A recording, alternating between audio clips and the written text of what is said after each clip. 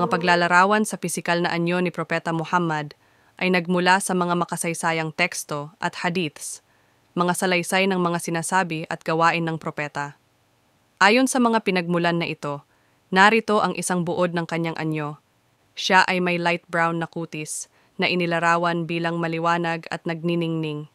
Ang kanyang buhok ay itim, makapal, bahagyang kulot at umaabot sa kanyang mga balikat.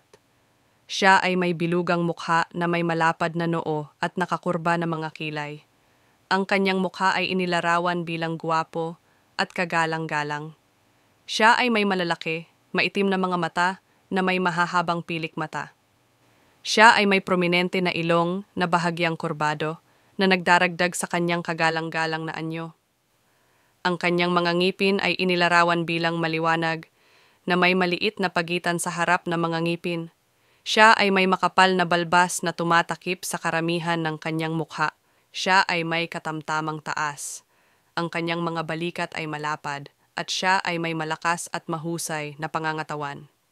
Ang mga paglalarawang ito ay nakaugat sa tradisyong Islamiko at ipinapakita hindi lamang ang kanyang pisikal na katangian, kundi pati na rin ang kanyang pagkahari at kagalang-galang na presensya.